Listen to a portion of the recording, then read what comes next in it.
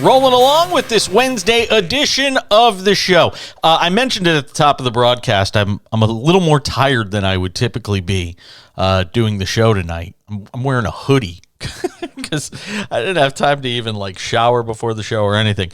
So I got to play 18 holes today over at PGA West. I talked about it. And it was in support of Media Day, which is being held Media Day for the American Express, which is a great PGA Tour event being held coming up January 16th to the 22nd. Again, PGA West, they got a few courses there. It's one of the real cool early season events on the PGA Tour, and I've been relatable and been around the PGA Tour for years through the Travelers Championship, the Deutsche Bank back east, those two great events. And now really happy to have had a chance to meet Pat McCabe, who's the tournament director of the American Express. Again, being held PGA West January 16th to the 22nd. If you are a huge fan of golf and great weather and great scenery and some of the best golfers in the world, then that's going to be one of the places you want to be. Just before Super Bowl and the NFL playoffs, it's a great event out here. And I got to meet Pat today, and he joins us tonight on the show. Pat, first of all, thank you for having me out there to take part in Media Day. It was my first time out at PGA West. It was great to meet you. You made some great player announcements today, commitment announcements. We see these at these PGA Tour Media Days. Give us some sense. I know you had 4 big stars that you got commitments for that you announced today. Yeah, sure. Well, thanks, Jason. Good to meet you as well. Glad you got a chance to play and tee it up where the PGA Tour stars will be in just 6 weeks. So, yeah, fun day out here at PGA West. We had some good announcements. You know, we always love to talk about our fan amenities and the concerts and stuff, but today was a focus on the PGA Tour stars and the 4 early kind of marquee names that we announced, all 4 top 12 in the world. You know, Tony Finau, Scotty Scheffler, Patrick Cantlay, and of course Xander Schauffele. So, certainly some SoCal ties with Xander and Patrick, and of course Scotty being the Masters champ, and Tony just with the year he had last year, those back-to-back wins and such. So we're excited. We've got more announcements to come in the coming weeks, but great way to tee off the run here in the next 6 weeks for Amex. What are the challenges to getting guys to come and play here, if there are any? I know it's early in the season. They go play Hawaii first. This is a tournament with a ton of history. What is your pitch? Give me your pitch. If I'm a player, so let's say I'm a top 25 player and you want me to come play your event. How are you doing that? I mean, I think we're just fortunate that the venue and the location here sells itself in a lot of ways. Truly. I mean, you've got the Southern California desert. Our host city, La Quinta, always orders up perfect weather. You've got 3 great golf courses. PGA West here. You played Stadium. We've got Nick Tournament, but also La Quinta Country Club, which is hosted for 51 years. And the weather's great. It's dome golf, we like to call it at times, where the wind typically doesn't blow during the day like it would maybe over in Hawaii. And players like bringing their families, renting homes here for a month and starting the year off, or bringing their wives and family to come see them play. And it's just a great start to the year. California's got more PGA Tour events than any other state. So you start here in the desert and keep on going down the road to Farmers and so on and so forth. But yeah, the venue itself, right? It sells itself, and we've made it a true event, right? These guys, I think they enjoy playing our 3-day Pro-Am format, where they've got maybe some friends that they've built up over the years, or some partners that they've played with, that they've stayed close with, that maybe have helped catapult their success. So a laundry list of things. And, the outside the ropes evening stuff is fun too. The concerts, great hotels, great restaurants here in La Quinta and in the desert area. So are there challenges though? Because, and the reason I ask that is, and I was talking to you about this earlier today. My experience, I had a lot of experience with the Travelers back east, and one of the challenges for them per se was they were always a week after the major. So for Nathan Grube and those guys, it was, all right, how are we going to get these guys who are exhausted, who don't, just finished playing one of the toughest challenges in golf, getting them to come and play? And they would do things like, send charter flights for guys and things like that. Do you have to go do you have to go to that extent to try and get guys to come out here? Or are there truly just really not those challenges that exist because of where you are on the calendar?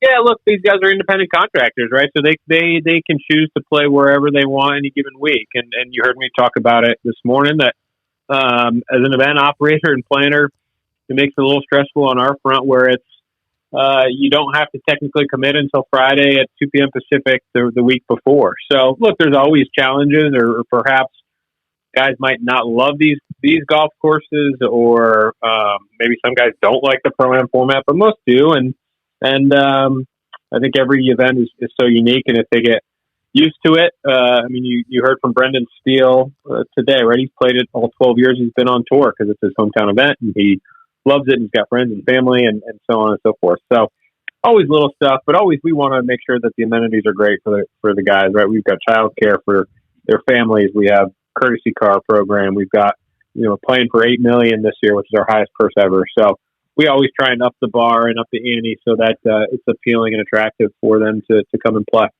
Spending some time with Pat McCabe, tournament director of the American Express, PGA West, January 16th to the 22nd in La Quinta, California. Had a chance to play the course today, and I have to say I've played a lot of these courses over the years, doing what I do for a living, and this was easily the stadium course at PGA West, easily the greatest course I've ever played. I mean, I was really blown away, especially on the back nine. They got this hole called Alcatraz, which is basically this island green surrounded by a bunch of rocks. I was thrilled I was able to actually clear the water and wound up in the bunker right in front of the green. PGA Tour, you mentioned Brendan Steele, who was part of the festivities today at Media Day. He's a local guy for you guys, grew up in the area. And I asked him the only question regarding Live Golf, because it's the elephant in the room that nobody wants to talk about. And I was kind of surprised nobody else in the room decided to ask him about it.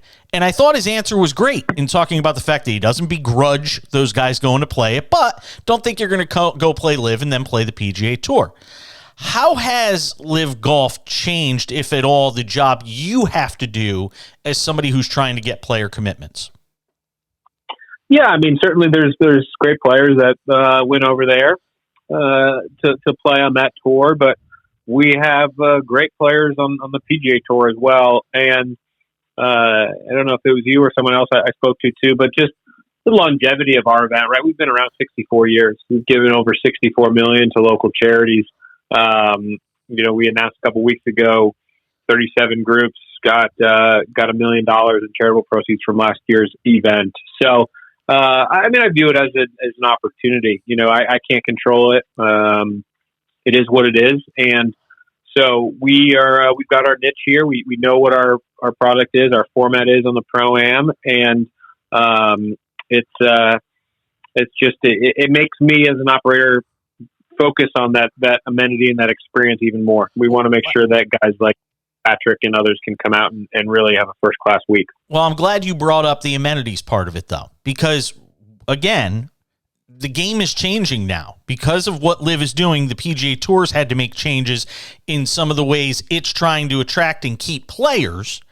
Like it or not, what Live did, and I'm not a fan of it, but they've caused the tour to sort of change the way it does things because they want to basically Happy Gilmore it up over there on that tour.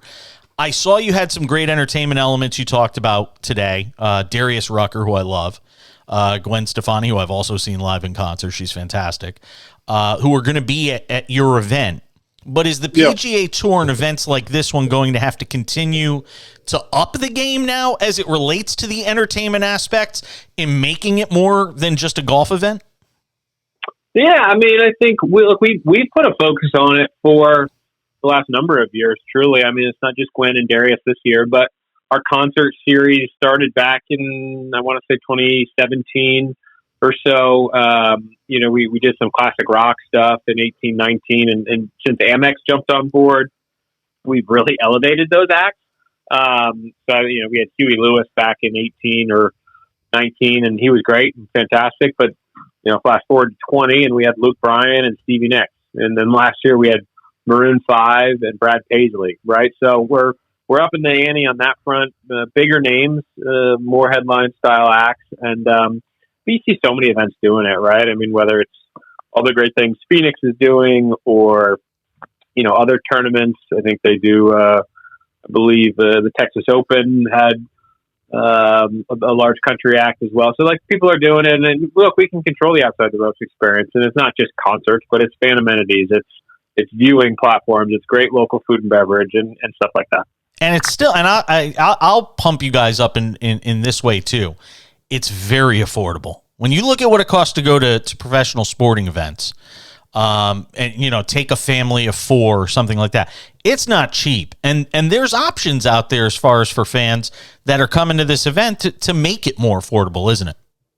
Yeah, we do a little bit of everything, right? So you've got your GA ticket, which gets you on the ground, that gets you the opportunity to go to all 3 courses. I mean, those start on Thursday or Sunday. You can come for $50, and if you're an Amex card member, 20% off.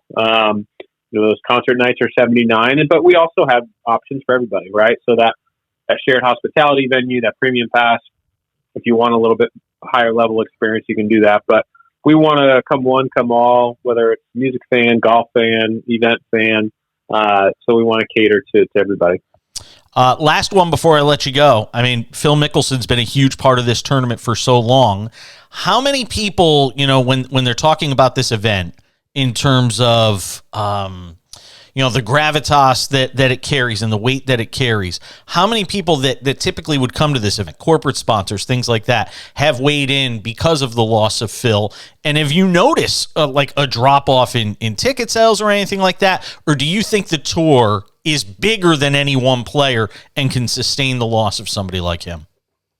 Yeah, certainly I think so. I mean, he had a great career, of course, on the PGA Tour, and multiple major winner and the like. But again, we look at the greater good the event is doing, giving back to charity, and we'll continue to move forward. And I think our 3-day pro-am has been sold out for some time, and the folks who are buying tickets or hospitality, there's still a lot of stars out there coming, right? So Scotty, the 4 we mentioned today, on top of that, we'll have a lot of Canadian players play. I know there's a large Canadian contingency down here in the desert in La Quinta.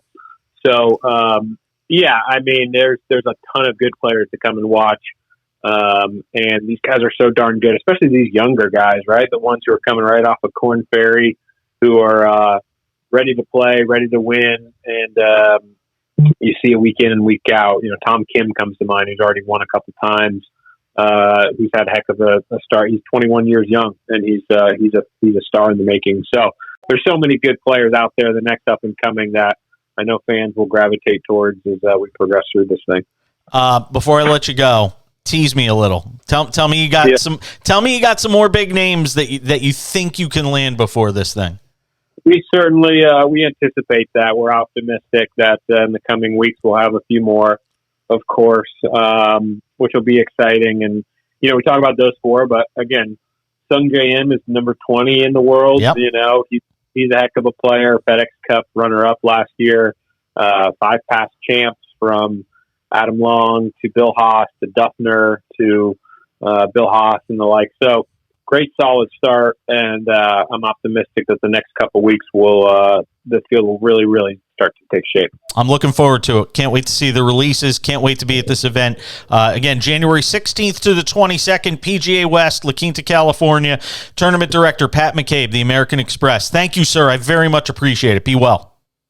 Yeah, I appreciate it. And thanks for coming out. We'll talk to you soon. And themxgolf.com is where all your listeners can get all their information. So thanks for the time. Absolutely. Thank you. We'll come back and wrap up the hour next. The Cash In with Jason Page. Weeknights at 10 p.m. Eastern, 7 p.m. Pacific on Sports Map Radio.